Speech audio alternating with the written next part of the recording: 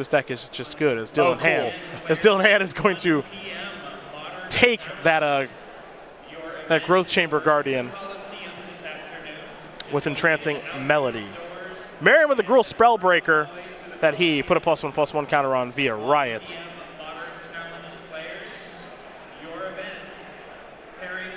Those creatures will trade, and we will head back over to Ross now. Ross with a Nullhide Ferox, while Hand has a 5/5 Hydroid Krasis. Now this is one of those matchups that I do think is probably pretty difficult here for Dylan, though Domri coming down and allowing the Nullhide Ferox to fight. I don't know. Compared to Mono Red, Ross's deck is so much more vulnerable to cards like Mass Manipulation. Yes. I think this. I would be surprised if this is not a good matchup for Dylan. Like Merriam just puts a bunch of 4- and 5-mana creatures on the battlefield. Seems like it can only be so bad. And Teferi now here for Dylan. This deck originally was just a Simic Mass Manipulation deck, but players have found a little bit of room to get some white mana in here for Teferi and the like. More Paradise Druids, all 4 here for Dylan Hand as we head back over to Ross Merriam. And at this point, maybe it's close to neutral on the board, but Hand is drawing to so many just lights out, total bombs from this position. Well, that's the trick with this deck. There's a double block. There's your exchange. Follow-up is Growth Chamber Guardian, and now Ross will search one up, given the adapt, and play another one. So Dylan, the question is, do you have a big payoff? Now, it's kind of interesting here as a Temple Guardian's going to enter the battlefield on tap because this is a very Dylan Hand deck to play. He likes these big mana strategies. Before, it was Nexus of Fate. But that deck has really slowed down as there's Rekindling Phoenix. Now, it'll be Mass Manipulation. Ross does not want to play anymore. That's strange.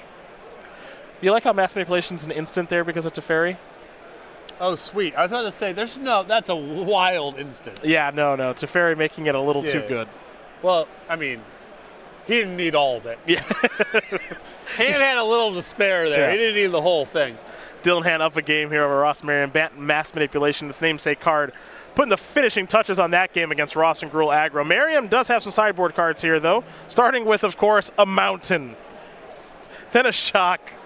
3 Lava Coil, 3 Thrashing Bronzodon, 2 Living Twister, 2 Collision Colossus, a Domri's Ambush, a Vivian Reed, and the Immortal Sun. What I'll tell you here, it doesn't seem like a lot of great cards for this matchup. Yeah, I mean, the removal spells have targets, but I think the burden is on Ross to get the game over with fast. And I'm not really a big fan of his expensive cards. I don't think he can win that sort of game either. So, I don't know. If I was Ross, I would try to keep this just as low to the ground and aggressive as possible and not try to sideboard for a late game you can't win. Dylan's side of things, he's got 4 Negates, 4 Thrashing Bronzodons, 3 Thorn Lieutenants, a River's Rebuke, 2 Lyra Dawnbringers, and a Tulsamir, Friend to the Wolves. I like the last 3 cards there. I think the 2 Lyras, the Tulsamir, and the River's Rebuke are all going to be solid here. Those are the options there for both players. We did talk about the pregame show, and I hope you guys at home were able to join us, but we talked about how Bant Mass Manipulation has a really, really bad mono-red matchup and is good against basically everything else. Dylan saying, I hope I don't get paired against mono red, basically. Yep. But it's not even just all red strategies because, like we mentioned, I think he should be favored here. I think you're right. Because I think at a baseline, his strategy is so good against 4- and 5-mana creatures, and Merriam does a lot of that. Dylan going to take a mulligan here, not liking what he saw. If you need assistance or have an extension, please call for a judge. Invitational players, that is time. We're underway here in game number 2. It's a mountain to start here for Merriam. And now it's a Paradise Druid, while Dylan with just an island, a Hinterland Harbor into a Llanowar Elves. So he's looking to take the initiative back. There is a Domri. A Shock will take care of that Llanowar Elves, and now it's a Paradise Druid and a Breeding Pool, and there's a Battlefield tap. So it looks like Dylan is functioning just fine. Little Spellbreaker, Llanowar Elves, pass the turn back over to Dylan. Merriam missing some land drops here as well. Looks like a Friend of the Wolves is here in Tulsamir. I believe is that an SCG Tour debut? I believe that's the case. Looks like we don't have Tulsamir's PAL. We'll have to use a die for right now. There's a Living Twister. We're getting plenty of new cards out here now. Tulsamere down. We head back over to Dylan Hand now. Dylan not with a great season here on the SCG Tour. He's attended most of the events. Here's Mass Manipulation taking the Living Twister. But he's just been working hard. He's been pretty vocal about things not going the way that he'd hoped, but always looking to improve his game. Might find a deck that might take him back to his top 8 ways that we saw so much last year. 5 SCG Open top 8s last year.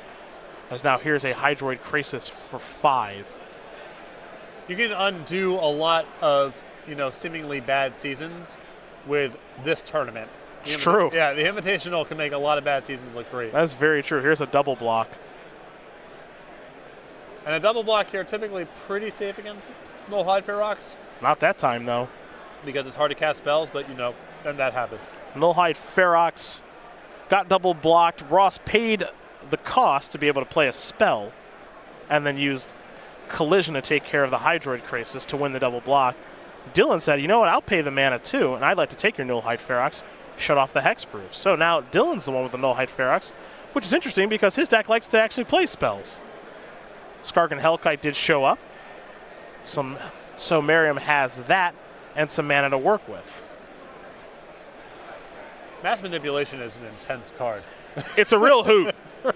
The combination of Mass Manipulation and Entrancing Melody means that if your opponent's playing some good things, you're going to be doing pretty well for yourself.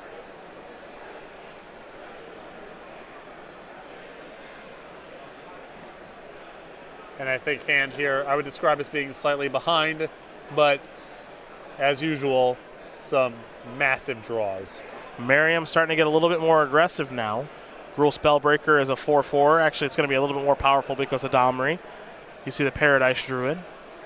And, of course, the Skargan Hellkite coming over in the air. Hand, I do agree, does have some massive draws here. Maybe Nullhide Ferox makes them poor. And he just drew a land, so it doesn't matter anyway. Ross with a pretty well-played game there. We're all tied up. Going to game number 3 between these two teammates, members of Team BC Dub. And it didn't look like Merriam did much in the way of the, 5-mana Planeswalker sideboard strategy, which I like here. Like I said, I think it's... he's unlikely to win a game like that, even if he draws his cards on time. Hard to argue.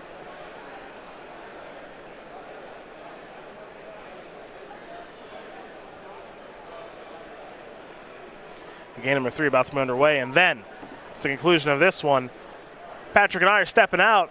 The Turf and Todd Anderson are stepping in. They'll be bringing you rounds 3 and rounds 4 of our standard portion today. Don't forget, too, tomorrow we're going to come back with another pregame show here for you. 10 a.m. East Coast time, 11, and we'll start again tomorrow. We'll do rounds number 9 through 16. We'll make a cut to the top 8. We'll bring you top 8 coverage on Sunday. Plenty of great photos can be found on the Star City Games Facebook page. Follow Star City Games and SCG Tour on Twitter to see everything that's happening here at SCGCon Summer, which is a blast so far, as Ross Merriam is going to play a Paradise Druid. Dylan Hand with a couple of forests to start. And now he's got a Nissa who's ready to shake the world. In for 3 with that forest. That was fast.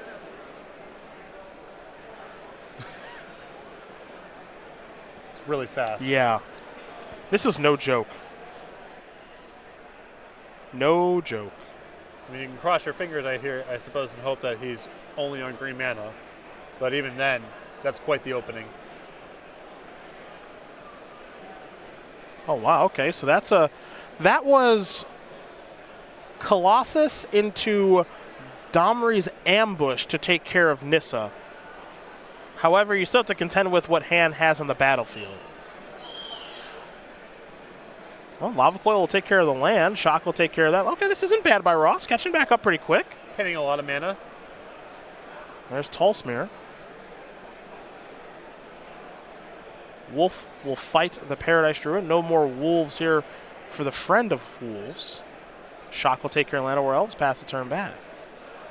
Shall I? These splash cards having an impact here for Dylan Hand. as Ross can only pass the turn back. Maybe having some issues with mana due to the lack of red. There's a chump block. That's another Paradise Druid. Ross will draw, and he will have to concede the game. So Dylan Hand is going to win this match over Ross Merriam. It's the team member of BCW on the left.